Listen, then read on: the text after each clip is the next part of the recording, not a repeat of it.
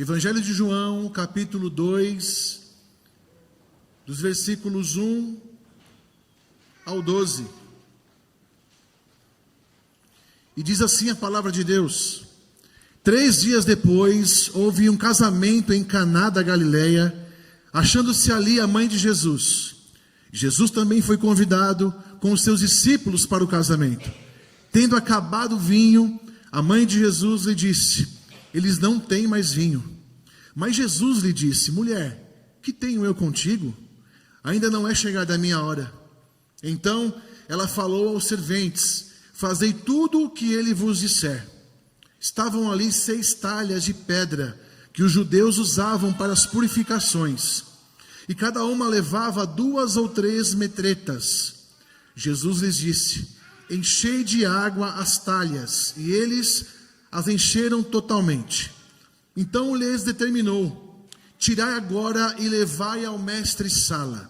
E eles o fizeram. Tendo o mestre-sala provado a água transformada em vinho, não sabendo de onde viera, se bem que o sabiam os serventes que haviam tirado a água, chamou o noivo e lhe disse: todos costumam pôr primeiro bom vinho, e quando já beberam fartamente, servem o inferior. Tu, porém, guardaste o bom vinho até agora. Com este, deu Jesus princípio a seus sinais em Caná da Galileia, manifestou a sua glória, e os seus discípulos creram nele.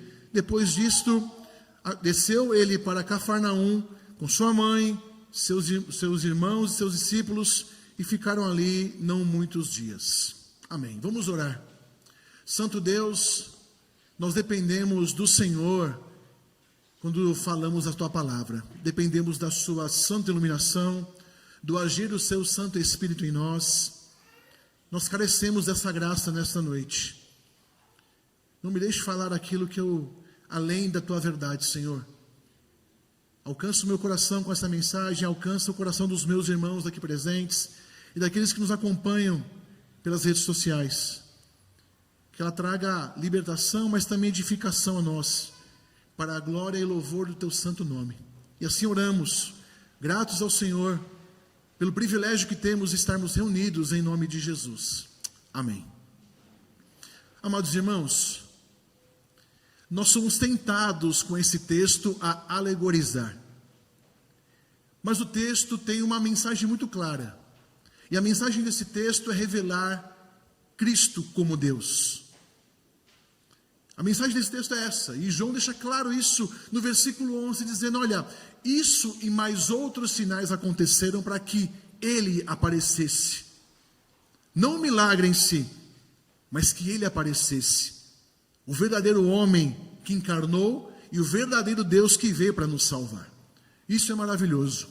Ora, o contexto dessa passagem também é grandioso. Deus, pela sua providência divina e pela sua maravilhosa graça, decide se revelar o seu Filho, a divindade de seu Filho, em uma casa comum, em um cenário comum, em um evento comum, um casamento. Aliás, o casamento judaico levava até 7 dias de festa.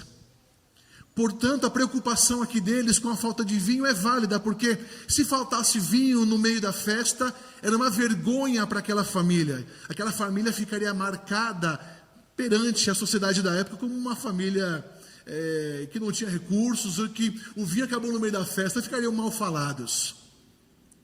Jesus não decide revelar sua divindade no templo, ou para o sumo sacerdote. Pelo contrário, ele decide se revelar numa festa, para uma simples família. João deixa tão claro isso que ele nem revela o nome do noivo ou o nome da noiva. Perceba que não é citado. Não sabemos o grau de parentesco de Maria, a mãe de Jesus, com eles, e muito menos de Jesus e seus discípulos. O que sabemos é que houve uma festa, e ele foi convidado, e Jesus estava lá, e o vinho acabou. Ora, isso também nos remete a algo muito grandioso, de ver Jesus trabalhando e revelando a sua divindade em uma casa e em uma cidade sem relevância para a época. A gente pode deduzir que Deus gosta de revelar a sua força em pequenas coisas, assim como Ele revela sua graça e seu amor em pequenos vasos de barros, como nós. E meus irmãos, o tempo de hoje não é diferente desse tempo. Nesse tempo faltou vinho, uma festa, e nos dias de hoje o que falta para nós? Qualquer falta dói para nós, não é verdade? Falta de sentido, falta de esperança, falta de alegria verdadeira. Tem coisas que acabam na vida assim como o vinho acabou nessa festa. Acaba a motivação muitas vezes, acaba a força, acaba a fé. E quando acaba tudo isso, o que vem? A vergonha. Era isso que eles estavam com medo que acontecesse, que passassem vergonha pela falta do vinho.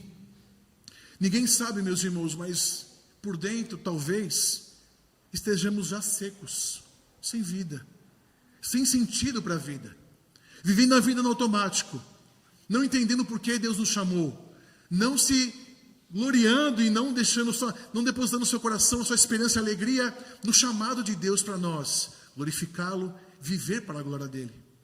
Talvez você entrou aqui com esse coração sem esperança, sem fé, sem motivação para continuar. Essa mensagem também traz esse ânimo no nosso coração, porque o foco dela final é trazer fé ao coração dos discípulos que o escutavam e que presenciaram esse milagre. Nós já presenciamos o maior milagre de todos. Deus nos tirou da morte para a vida. Se você olhar para o lado, você vai ver um grande milagre ao seu lado. Alguém que Deus tirou da morte para a vida. E o Evangelho nos apresenta então esse cenário. Um cenário de um casamento comum, em uma casa comum, com gente comum e um problema real. O vinho acabou. A alegria acabou. O vinho aqui simboliza a alegria. Sabemos disso. E é nessa hora que Jesus entra, exatamente aí que João, ele está dizendo para nós que é nesse tipo de lugar, é nesse tipo de falta, é nesse tipo de constrangimento que Deus decide revelar a glória de seu Filho. Ora, o primeiro milagre de Jesus não foi então, como eu falei no começo, em um templo, nem perante os sacerdotes, mas foi nessa pequena casa, diante de servos. Não foi em Jerusalém, mas foi num vilarejo periférico pequeno, talvez desconhecido, Caná. E ali, quando faltou o vinho, Jesus não apenas resolve um problema social momentâneo. E eu destaco isso porque esse é o propósito secundário. O propósito secundário de Jesus nessa história é sanar a falta de vinho numa festa. Veremos o propósito primário. Ele inaugura com esse gesto o tempo da nova aliança. Ele transforma aquilo que era um ritual antigo e uma tentativa humana de se purificar através da água e das talhas no vinho da alegria messiânica. Toda vez que o vinho é citado no Antigo Testamento, aponta para essa alegria vibrante messiânica, daquilo que não teria mais fim, de um reino que não chegaria ao fim, da tentativa do homem de se purificar, inútil, que agora seria completa e suficiente em Cristo Jesus. Isso aponta para o seu sacrifício totalmente. O que era apenas uma necessidade social, meus irmãos, se tornou uma janela para a eternidade. Nesta pequena história, nessa pequena cidade, com esse pequeno povo. Então, diante dessa festa, marcada pela alegria, mas ameaçada por uma grande escassez, Jesus inicia seu ministério público, revelando quem realmente ele é. Vale lembrar que esse é o primeiro dos 7 sinais que João cita aqui no seu evangelho. É o primeiro deles. No capítulo 1, João começa apresentando o papel de Jesus na criação. Ele participa ativamente da criação de todas as coisas. Depois vemos o capítulo 1 discorrendo, trazendo a história de João Batista, os primeiros discípulos, até chegar nesse ponto, nessa festa. O que parecia, meus irmãos, apenas uma necessidade social, se torna o cenário do primeiro sinal do Messias, o Deus encarnado, o Criador de todas as coisas, aquele que através da sua palavra, da sua ordem, tudo veio a existir a partir do nada. E é nesse contexto que João nos mostra por que devemos crer no Cristo que revelou a sua divindade. E por que devemos crer nele? E eu entro na primeira verdade que eu trago desse texto. Porque ele operou sinais. Por que devemos crer no Cristo que revelou sua divindade? Porque ele operou sinais.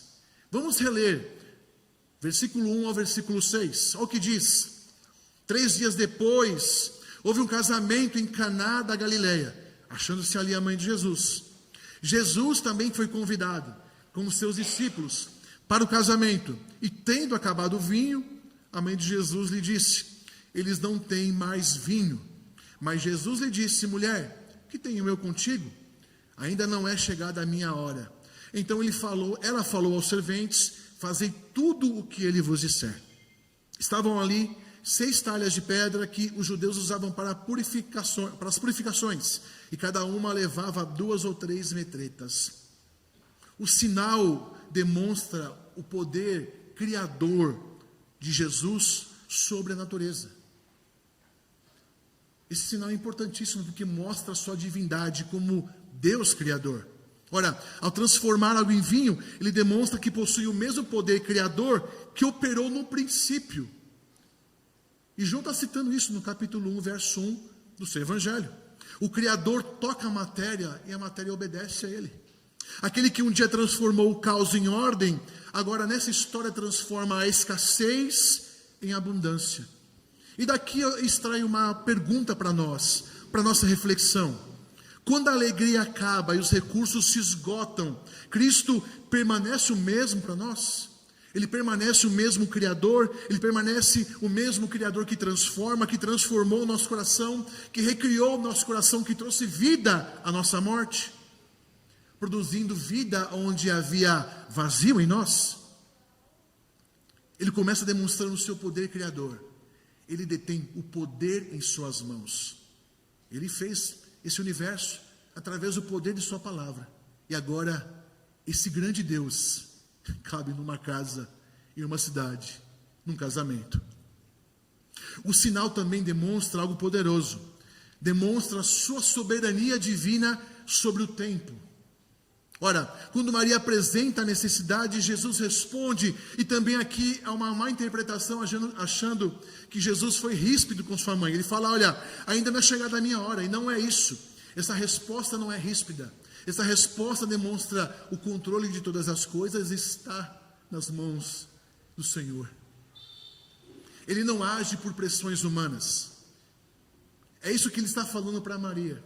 E quando ele fala, não é chegada a minha hora, ele se remete automaticamente a um princípio central do Evangelho de João, que é a sua glorificação na cruz. Essa sua hora que não é chegada ainda, é de fato a sua glorificação, no momento extremo na cruz. Portanto, não é uma resposta ríspida. Ele é apenas informando: olha, Maria, você não entende ainda com quem você está falando. Apesar de ter me gerado, aqui quem está falando é o Senhor Criador, que tem o poder de transformar todas as coisas, que transformou nada em tudo, e que também transforma o nosso coração. Ele não é acelerado por ninguém. Nenhuma necessidade, nenhuma urgência terrena, ou nenhuma dependência emocional vai mudar os planos do Senhor. Pelo contrário, Ele quer que o nosso coração se adeque à sua vontade. Isso sim. Ele opera segundo a agenda soberana do Pai. E Deus, como sabemos, nunca chega atrasado. A providência de Deus nunca é algo de supetão. Aos 45 do segundo tempo, eles não agem assim. A vontade dele é perfeita nas nossas vidas. Nós devemos entender. A grande luta do nosso coração é entender este tempo. É descansar as nossas ansiedades e pressas no Senhor, dono do tempo. Aquele que transforma água em vinho. Aquele que transforma a morte em vida. Cristo governa o tempo, meus irmãos. E a provisão do Senhor, com certeza, sempre vai chegar no tempo certo. Nunca atrasado. O sinal também demonstra a sua autoridade sobre a religiosidade. As 6 talhas, como nós vimos aqui, de pedra, representam um antigo sistema religioso centrado em rituais externos de purificação. É a tentativa do homem de se purificar dos seus pecados, dos seus erros.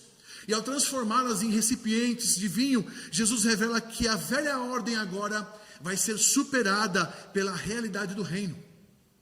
Olha quanta coisa tem nesse casamento. Não é apenas a transformação de água em vinho. Não é apenas o poder de Jesus que é revelado como Criador, mas também a substituição da tentativa do homem de se justificar diante de Deus. Veja, nós não teríamos como nos representar naquela cruz. Não teríamos como pagar pelos nossos pecados. E é isso que ele está expressando aqui para nós. Vai chegar um momento onde eu vou representar aqueles que expressam fé em mim. E esse sacrifício é suficiente e perfeito para todos sempre. E esse sacrifício traria esse vinho novo, o vinho da vida eterna, o vinho da alegria da salvação. Sabe o que o pecado rouba no teu coração? A alegria da salvação, como bem disse o salmista Davi. Toda vez que pecamos, nós não perdemos a salvação. Quem nos salvou foi Cristo Jesus, e a sua obra é suficiente. Nós perdemos esta alegria, a alegria de um salvo, de viver para a glória de Deus. Quando Jesus expressa isso, ele está dizendo: sou eu que posso tirar essa tristeza, esse pesar em viver e te dar de novo a alegria do salvo. Ser presbiteriano não quer dizer que você não possa sorrir, viu? É verdade. Devemos brilhar essa luz, essa alegria neste mundo. Um mundo carregado de tristeza, desesperança, guerras, e nós não expressamos essa alegria. A alegria de quem vive em outro planeta. O crente é alienado. Pode ser, não tem problema, talvez eu seja mesmo. Para ser um cristão tem que ser um alienado. Viver na terra com a mente no céu não é comum. E é disso que a Bíblia nos chama, de peregrinos. Vivo com um alvo bem fixo, que é a nova morada, a eterna morada, a nova Jerusalém, sabendo que eu estou aqui por passagem. Pois é, esse sinal demonstra muita coisa. Então devemos crer nele por isso, porque esses sinais são profundos, revelam sua autoridade como Criador, revelam que ele é o Senhor do tempo, revelam que a sua aliança e o seu sangue vai conquistar para nós algo muito maior do que qualquer ato externo religioso. Meus irmãos, muitos tentam preencher as talhas com esforço humano, com aparência religiosa, mas somente Cristo pode transformar o vazio do nosso coração em verdadeira alegria espiritual. Por isso, crer em Jesus é abandonar o legalismo e beber do vinho novo da sua graça. Beber dessa alegria que dura para sempre. Ora, imagine você um arquiteto visitando um prédio que ele mesmo projetou. E aí, as luzes se apagaram e os moradores desse grande prédio tentam resolver isso acendendo velas. Não vai resolver o problema, né? Entendeu a comparação? Acender velas são os rituais externos que tentamos fazer para nos purificar. Só o grande arquiteto desse prédio, desse mundo que é o Criador, sabe onde está a caixa de energia, e com um simples toque ele vai lá e acende todas as luzes. Esse é o nosso Senhor. Ele não acende velas religiosas. É isso que ele faz aqui em Caná. Ele toca na fonte e revela a sua autoridade divina sobre todo o sistema. Tudo obedece à sua ordem. Portanto, meus irmãos, submeta-se ao poder de Cristo. Renda a sua vontade, aquele que dá novo sentido ao que parecia comum. Ora, uma festa comum, gente comum. A água transformada em vinho. É Jesus dando novo sentido àquilo que parecia comum. Mas o sinal que nós vimos aqui não termina na transformação da água em vinho. Ele aponta para algo maior. Esse algo maior é a segunda verdade que eu trago desse texto. Devemos crer que ele revelou a sua divindade porque ele manifestou também a sua glória. Vamos ler os versículos 7 a 10. Jesus lhes disse: enchei de água as talhas, e eles as encheram totalmente. Então lhes determinou: tirai agora e levai ao mestre-sala, e eles o fizeram. Tendo o mestre-sala provado a água transformada em vinho, não sabendo de onde viera, se bem que o sabiam os serventes que haviam tirado a água, chamou o noivo. Ele disse: todos costumam pôr primeiro o bom vinho, e quando já beberam fartamente, servem o inferior. Tu, porém, guardaste o bom vinho até agora. Então, creia no Cristo que revelou a sua divindade, porque ele manifestou a sua glória. E essa glória que ele manifestou não é qualquer glória. Essa glória que ele manifestou é a glória de Deus. A ordem dele é explícita: enchei as talhas d'água, e os servos obedecem sem questionar. Ora, é na simplicidade da fé, meus irmãos, que o poder de Deus se manifesta. Em casos como este, cenário simples, mas com fé genuína, que o poder do Senhor se manifesta. A glória que João anuncia aqui, no capítulo 1, no verso 14, vimos a sua glória, agora se revela dentro de uma casa comum, mostrando que Deus, ele se manifesta na rotina do dia a dia, não apenas em grandes cenários. Veja quão simples é o nosso Senhor. Qual quadro estão pintando de Deus e de Jesus para nós? De um Deus impessoal, que não se importa com o nosso coração, com os nossos medos e sonhos? Não é esse Deus que a Bíblia mostra. Mas também não mostra um Deus que é um Deus fazedor de favores, onde eu me achego a Deus e falo: olha, vou me achegar ao Senhor e os meus problemas se acabaram. Pelo contrário, talvez eles apenas começaram, porque o seu coração será confrontado pelo Senhor. Ele continua revelando a sua glória, meus irmãos. Na vida comum de cada crente, toda vez que nós obedecemos ao Senhor, toda vez que nós escutamos a sua palavra e a colocamos em prática, a nossa vida torna-se um palco para a sua glória brilhar neste mundo. Isso é maravilhoso. A cada ato de obediência que só Deus vê, que só Deus contempla, a sua glória brilha neste mundo. Por isso que a nossa pregação neste mundo muitas vezes é de boca fechada. Ela é na conduta do dia a dia. Acho que adianta falar de Jesus e a conduta negá-lo constantemente. A nossa conduta fala mais do que os nossos lábios. Pregamos o Cristo, muitas vezes com um exemplo. Tem pregado esse Cristo onde você tem ido? Tenho pregado esse Jesus em todos os momentos da vida? Flávio, isso é impossível. É a proposta. A proposta de Jesus aos seus seguidores é: tome a sua cruz e me siga. A cruz pesava aproximadamente 130 quilos. Madeira áspera nas costas, em contato com a pele. Com certeza não era algo confortável. O que ele está dizendo é o seguinte: caminha, filho, não vai ser fácil. Não vai ser nada fácil, mas eu estou com você. Eu estarei convosco todos os dias. E para nós isso que importa para hoje. Ele está conosco em todos os momentos da vida, em todas as ondas da vida, em todas as marés altas e baixas, Ele vai estar contigo também. Mas aqui Ele manifesta a sua glória para mostrar que Ele é o próprio Deus encarnado, está atuando nessa festa. A sua glória também é vista em sua abundância divina. Veja só, quando os servos obedecem, a água é transformada em vinho. E cada talha dessa, ela podia comportar entre 80 a 120 litros de água. E o texto diz que foram 6 talhas. Aproximadamente 6 talhas entre 80 a 120 litros, nós podemos deduzir aí entre 680 a 750 litros de um bom vinho. É vinho, hein, gente? A festa com certeza não acabaria mais. E a sua glória é manifesta nessa abundância. Ele está dizendo o seguinte: aquilo que vocês tentavam fazer para se purificar não se compara com a abundante graça e alegria do porvir. Claro, Ele já reina através de nós, mas a plenitude desse reino chegará no seu retorno. E nós aguardamos ansiosos para beber desta taça, mais uma vez, de alegria. Lembre-se todas as vezes que Jesus bebeu o cálice da ira, para que eu e você bebêssemos o cálice da alegria.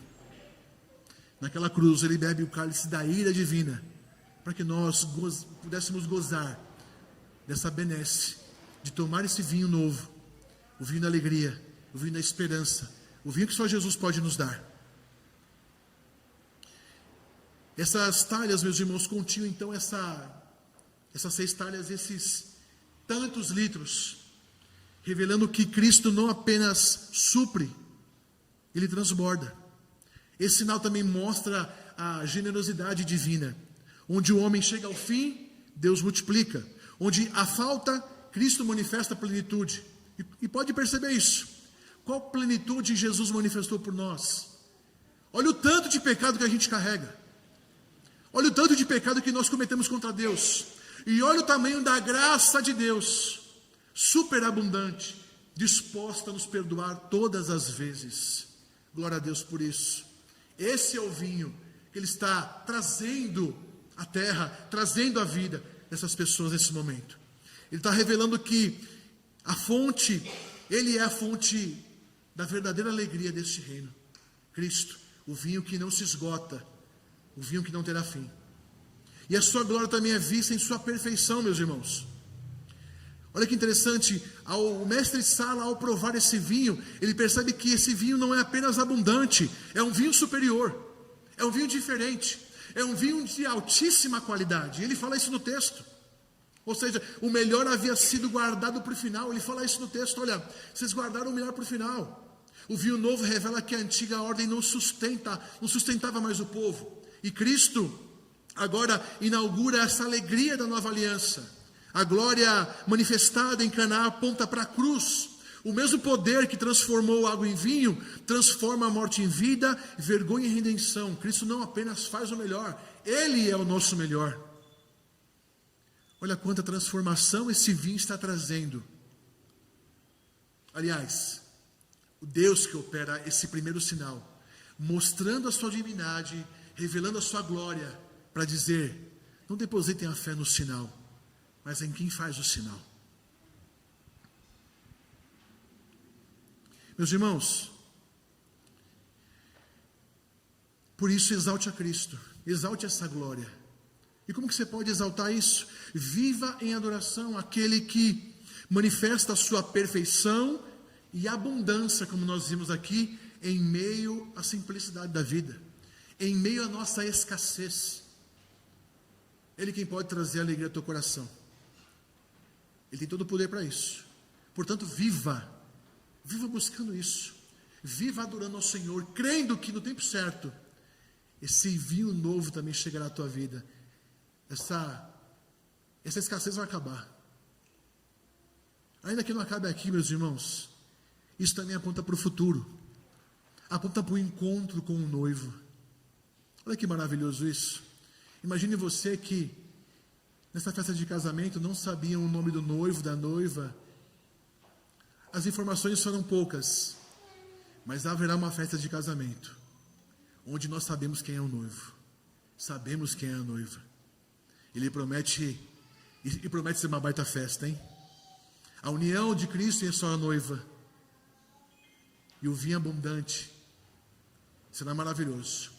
Essa festa aponta para uma festa sem fim, que logo, logo vai chegar. E é isso que esse texto quer trazer para o nosso coração, essa esperança, que ainda que haja escassez, haverá uma abundância sem fim.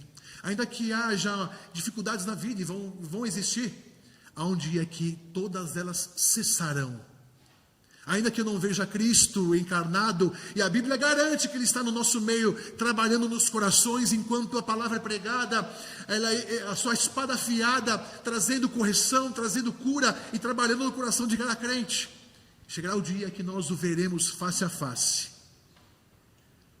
Se você quiser abraçá-lo, vai poder abraçá-lo. Que maravilha! Já pensou nisso? Já lembrou que você um dia o verá face a face? Meu Deus do céu, as pernas chegam a ficar bambas. Não dá para imaginar você encontrando o seu Criador e vendo que tudo aquilo que você creu, escutou e pregou, e ensinou e orou, agora está na sua frente, encarnado. Que maravilha! Essa é a esperança do crente. Portanto, exalte esse Cristo com a sua vida, viva em adoração constantemente. Mas a glória manifestada em Caná, na Galileia, não ficou restrita ao milagre. O texto diz que ele alcançou os corações e produziu fé. E esse foi o foco desse sinal. Produzir fé no coração dos discípulos.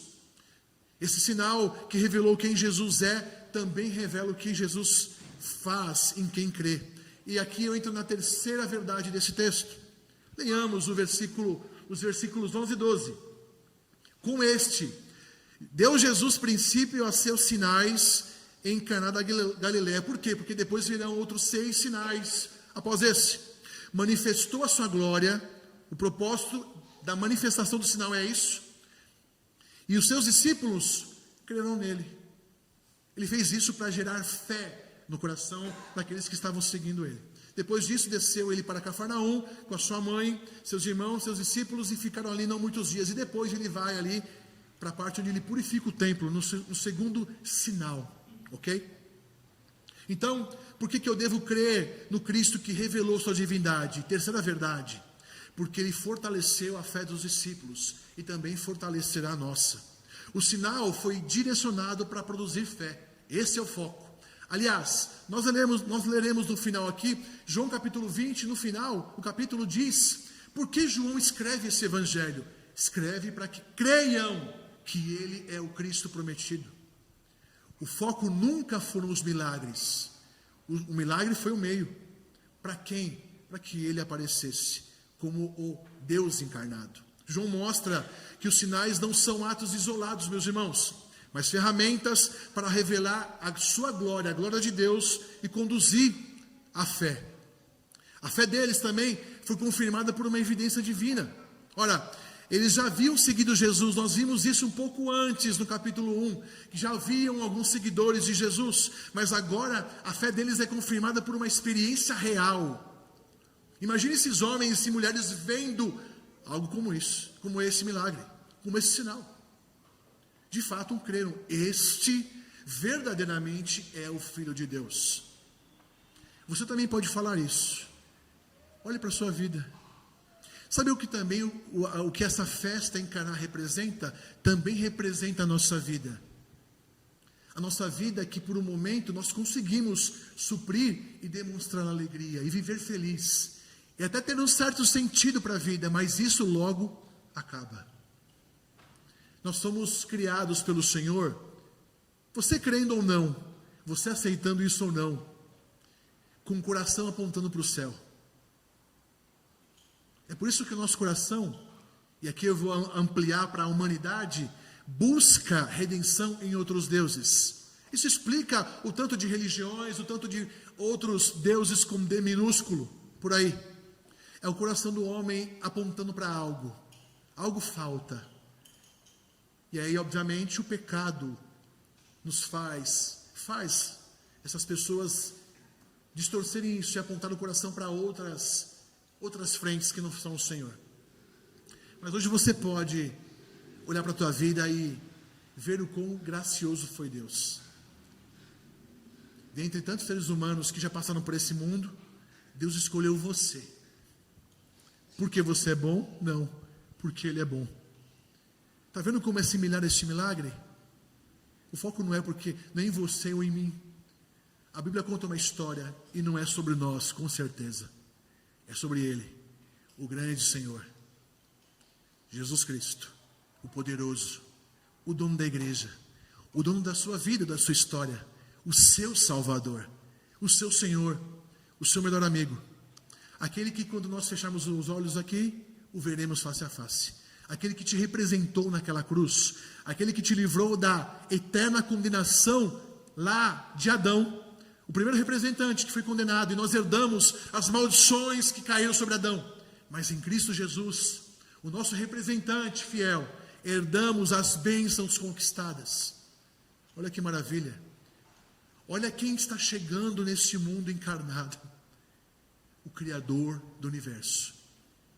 E entendendo o tamanho deste Deus, nós pensamos, como esse povo pôde não crer nele.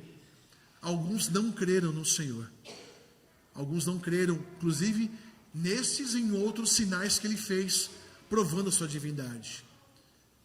Nós também não podemos agir como esses não crentes, achando que Deus não pode fazer. Lembre-se, a tua vida não está à deriva. Nossa vida está onde ela deveria estar, no controle do Senhor. Na hora certa as coisas acontecerão. No tempo certo Deus proverá. no tempo certo Deus socorrerá. E se assim for a sua vontade, e se não for, glória a Deus. Coisa boa é saber que nós estamos com a nossa vida e com nossos dias contados e nas mãos do Senhor.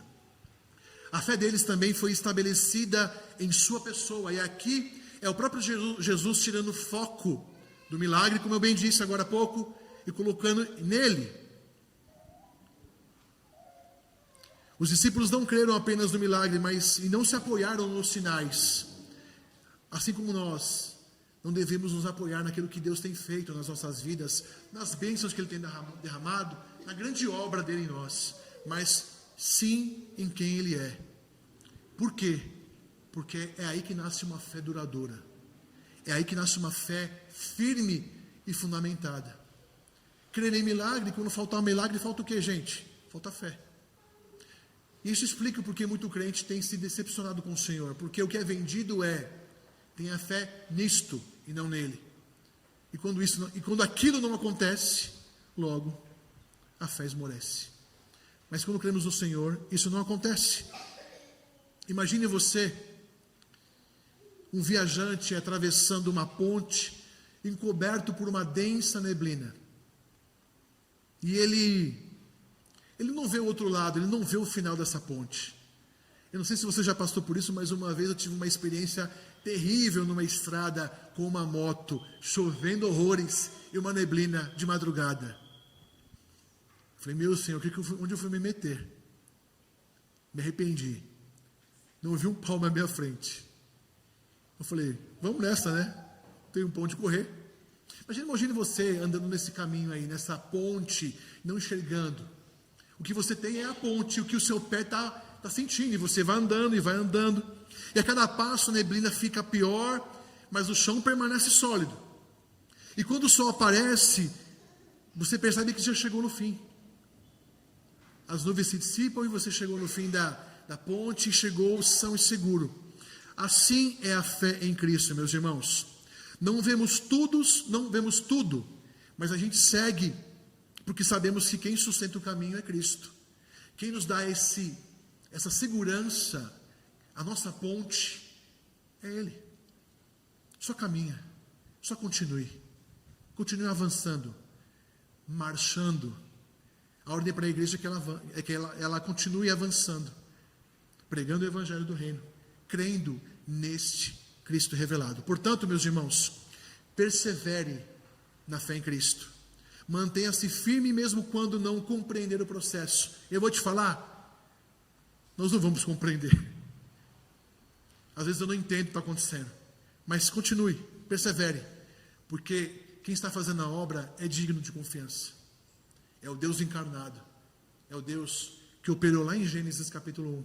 E que João está lindamente falando. Este que está aqui é aquele que criou todas as coisas.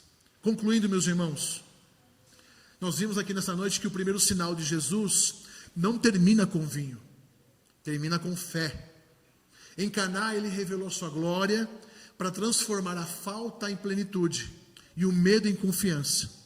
Então, não foi um truque social, pelo contrário, foi a primeira revelação pública da glória eterna do Verbo encarnado. Ali Cristo mostrou o seu poder como Criador, a sua glória como Deus e fortaleceu a fé dos discípulos. O vinho novo era mais do que uma provisão, era símbolo de uma nova aliança que culminaria onde? Lá na cruz do Calvário. Em Cristo essa escassez se tornou abundância. A nossa vergonha se tornou em honra. A dúvida agora se chama fé. Olha que maravilha. E Ele continua transformando corações. Ele continua ainda mudando histórias. Ele ainda está convertendo a falta em plenitude de muitos corações. E o grande chamado que ecoa de Caná até hoje é esse: fazei tudo o que Ele vos disser. É o que Maria fala para os serventes. Creia na palavra dEle. Mesmo sem entender, mesmo sem saber como Ele fará, creia na palavra dEle. A fé verdadeira vem em obedecer esta palavra, mesmo sem ver o final do processo, meus irmãos. E esse, como eu disse, é um sinal que aponta para o futuro, o grande casamento que nos espera, a grande união de Cristo e a sua noiva, nós, A igreja lavada e remida pelo sangue do Cordeiro, o banquete do Cordeiro. Um dia Jesus estará conosco não mais como convidado, mas como anfitrião. E como bom anfitrião, o vinho não mais faltará. Portanto, para crer nesse Cristo que revelou sua divindade, você submeta-se ao poder de Cristo. Exalte a glória do Senhor com a sua vida. Vive em adoração e persevere na fé em Cristo. Permaneça firme nele. Antes de encerrar, dá um grande finale. Abra aí no capítulo 20 de João. Vamos ler aí 2 versículos, o versículo 30 e 31. Diz assim: na verdade fez Jesus diante dos discípulos muitos outros sinais que não estão escritos nesse livro. Esses, porém, que estão escritos no livro, foram registrados para que creiais que Jesus é o Cristo, o Filho de Deus, e para que, crendo, tenhais vida em seu nome. Ora, João deixa claro o propósito dos sinais. Não olhemos para os sinais, olhemos para o Cristo desses sinais. Deus te abençoe grandemente. Possamos meditar nessa mensagem gloriosa, nessa semana, porque com certeza, quando mexemos com a palavra de Deus, ela mexe com o nosso coração.